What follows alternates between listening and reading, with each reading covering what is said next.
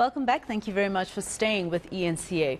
Now, the knock-on effects of blackouts is keeping many South Africans awake at night.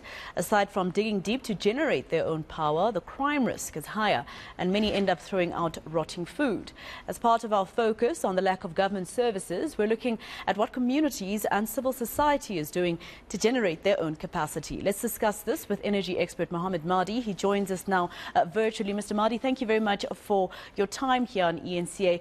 Just firstly, you look at a country like South Africa where, for instance, something as small as, someone who's not a Metro Police officer directing traffic at many of our big intersections during higher stages of load shedding, that can be looked at as something very small. They're given change for helping, etc. But this is a clear show of the decay of our country, right? Good afternoon, and good afternoon to the viewers. Look, I think I wouldn't just jump to the conclusion of the decay of our country. There are certainly lots of indications of the decay of our country. That's a many-faceted problem with a variety of underlying problems. Of course, the electricity crisis has contributed a great deal to the lack of economic growth, and that lack of economic growth has in turn led to the kinds of crises we see at every level of society, but specifically the underprivileged, specifically the less well-advantaged. Undoubtedly, it's hamstrung the growth of the economy, and it's prevented the kind of creations of jobs that we've been used to. So yes, from that point of view, I would agree. Yeah, I guess what I'm saying is a decay in terms of governance. The fact that as citizens, we have to now take everything into our own hands to help each other, because if we wait for government, in some cases, we might wait forever. But speak to me about, the fact that you hear sometimes from government that civil society and business is also not doing enough to assist them with the energy crisis, etc. At some point, there's been government officials who say business is boycotting investing in things that government need to fix our electricity and unemployment problems. Would you agree to that? Is civil society and business doing enough to try and assist a problem that we didn't create ourselves, by the way? So I think I agree with you. We didn't create the problem. And the mere fact that business is paying the kinds of tax rates that we're paying is more than sufficient contribution. There are many ministers that have made this statement, and it's an incomprehensible statement when you look at the facts. Yeah. Business is hamstrung by a lack of electricity. It's hamstrung by the extremely high taxes and the other kinds of bureaucracy that we need to face in this country. So to make the statement that business is not doing enough is simply something that I would not accept.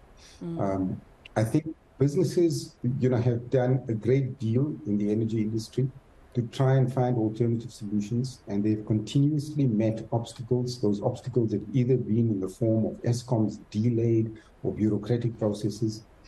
In the past, it's been in the form of a very late coming to the party by government in terms of changing the regulations for private sector power production. That has changed. And fortunately, we have one of the best, regulatory regimes in the world when it comes to being able to provide private sector power on a sort of willing buyer, willing seller basis. So that has happened. What we now need to do is fix the rest of the bureaucracy that slows down this good legislation that has come to pass in the recent couple of years. Mr. Madhi, looking at the fact that Unit 1, the Kuburg Unit 1, was supposed to actually come back on, it's been delayed quite a few times, and now we find ourselves in higher stages of load shedding because, of course, it's that time of the year when Eskom has to do planned maintenance on its products, etc. Are we in for darker days, after stage 6 last week? Yeah, and look, I think we are, unfortunately, especially towards the later part of summer, and as days get a lot hotter. I was even slightly surprised, not completely, by the fact that we hit already stage 6. I was predicting that it would happen by late September, early October. But certainly by November and December, I think this would be, unfortunately, the norm. So it is something we need to be aware of, we need to be careful about. We're in for, one of the hottest summers in several years. We're already seeing temperatures hotter than they've been for quite a while. What that means is this grid is going to be crippled, unfortunately, We're going to have many more bouts of load shedding than we've had in the past, and people should be prepared for that. Well, thank you very much for your time. Hopefully, it's not another December filled with stage 6. So for a lot of us, Professor Mohammed Madhi, an energy expert, maybe we should start planning to go overseas. But do we even have the money to do so? Anyway, on that note, it's time for your business.